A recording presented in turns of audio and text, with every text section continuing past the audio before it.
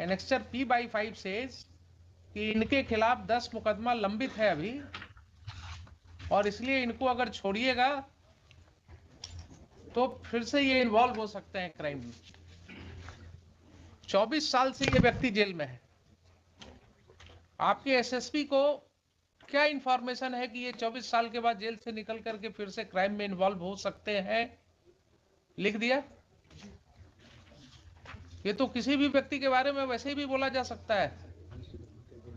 जब सकने वाली क्रिया में आप जाइएगा, since there is 10 cases pending and the tender age of his Mr. Sharma, 10 cases as under trial prisoner. under trial, therefore, Presumption will be of innocence. there is possibility to influence the evidences. Very good, very good. So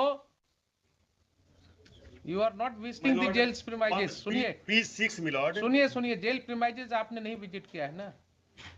We are visiting the jail premises. Only 2 days back I have visited the central jail, this Khudiram Bose Central Jail at Muzaffarpur. 2 days back only. And my observation was that even the convicts who were facing life imprisonments, they were behaving so cordially and in a disciplined manner. जितने discipline के साथ वो वहां थे,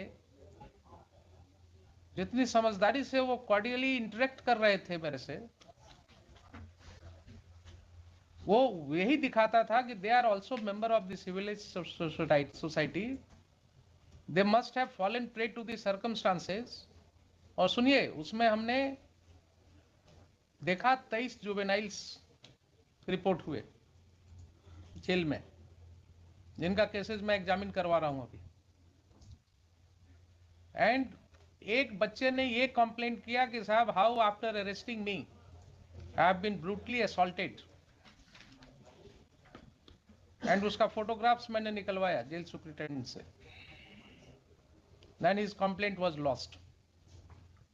all this happened in presence of the SSP and jail superintendent.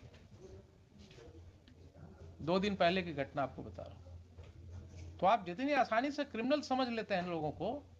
हुजूर प्रभु जी अगर नहीं सुने, इनका ऑफिसर तो प्रधान राष्ट्रपति का भाषण सुना होगा ना, जेल का कंडीशन कहा था राष्ट्रपति ने अभी 1 वीक पहले जी। ऑफिसर सुने होंगे, नहीं समझ सकते हैं। आपको बहुत सी बातें जो हैं वो डिफिकल्टी हो रही है मुझे भी बोलने में on camera, because it will go to the people domain. जो स्थिति हमने देखा, ये सब कहने की बात हो रही है, ह्यूमन राइट्स और बेसिक ह्यूमन राइट्स और सारा कुछ, ये सब जो ऊपर वाले लोग हैं ना, इन्हीं के लिए, हम ही लोगों के लिए है ये सब राइट्स। जो दबा कुचला हुआ व्यक्ति है, उसके ह्यूमन राइट्स की परवाह जो है बहुत मुश्किल हो रही है। ऑन स्पॉट जब जाइएगा, जाइए जरा घूम करके देखिए कभी क्या स्थिति में लोग रह रहे हैं, क्या इनह्यूमन कंडीशन है। I have issued certain directions. I don't know to what extent I would be able to succeed, but yes.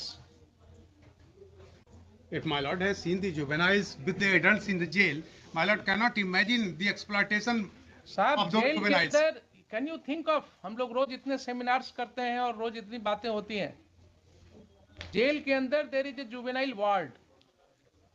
How there can be a juvenile ward inside the jail premises? Without any sanction of law. Country to in violation of law बोलिए ना, without sanction. तो sanction तो मिलेगा जब permissible होगा, तो it is in violation of law that a juvenile ward is existing inside the jail premises. They can be only kept in remand homes. तो sometimes जब अपने अंदर झांक करके देखिएगा ना, तब पता लगेगा। 24 साल जो व्यक्ति जेल में रह गए, आप उसको कह रहे हैं कि साहब इससे ये संभावना है। एक प्रश्न और उठेगा कि जब ये वापस, प्रश्न और उठेगा, इस बीच में उस सब केस का ट्रायल क्यों नहीं करा दिए? नहीं, और प्रोड्यूस करते रहते। और वो जब व्यक्ति वापस लौटेगा, उसको सोसाइटी में एसिमिलेट करना मुश्किल होगा, उसको सोसाइटी में बैठने की जगह मिलनी मुश्किल होगी।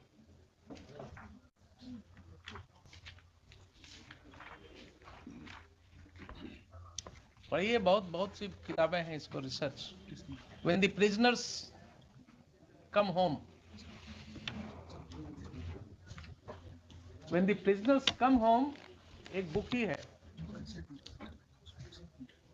काफी दर्दनाक कहानियां आपको उसमें मिलेंगी कि जब वो लौटते हैं प्रिजन के बाद इतने साल की सजा भोग करके, देर आफ्टर उनको क्या क्या फेस करना होता है अपनी ही सोसाइटी में।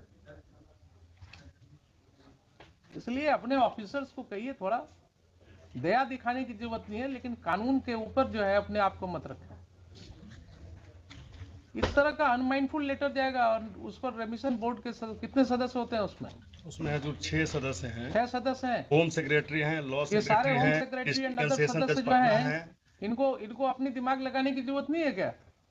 किन्हीं एक को हुजूर ने आज बुलाया था। सब लोग बड़े ही हैं, मतलब ये होम सेक्रेटरी हैं, लॉ सेक्रेटरी हैं, डिस्ट्रिक्ट एंड सेशन जज पटना है, सब दस्तखती करने वाले हैं, वेतन है, आईजी प्रिजन है, और सबको अपने परवाह है, सब बड़े लोग हैं, बड़े लोग हैं, दस्तखत करने की जरूरत है सिर्फ।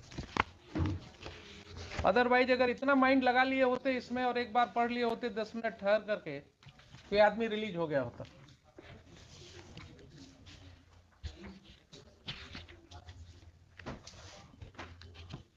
जो एपेक्स कोर्ट का जजमेंट है उसका पैराग्राफ 11 हुजूर देख लिया जाएगा जरा, उसमें देखिए जजमेंट बाद में कह दिया, जरूरत पड़ती है, साधारण केस के पहले तो रेफरेंस हुआ फैक्ट्स था, पर अपना माइंड अप्लाई कीजिए ना। जी we are all, you are lawyer, I am जज, everybody can apply his mind. इस ग्राउंड पर रिजेक्ट हो ही नहीं सकता है कभी।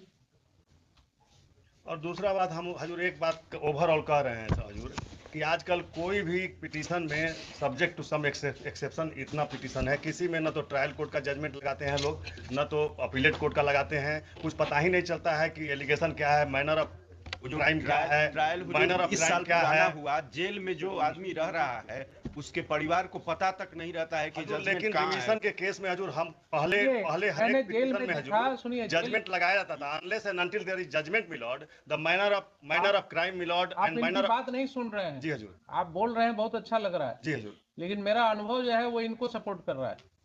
हजूर एक हम आपको अपना जेल में, अनुभव बताएं हजूर। मुझे जेल में ऐसी औरतें मिली, जी हजूर, महिलाएं मिली, जी हजूर, जिन्होंने रोते हुए कहा कि साहब मेरे घर से कोई देखने अब हमको नहीं आता है, हमको कोई मिलने नहीं आता है, और हमको भी मालूम नहीं है कि हमारा केस क्या है, कहाँ है, किस हालत में।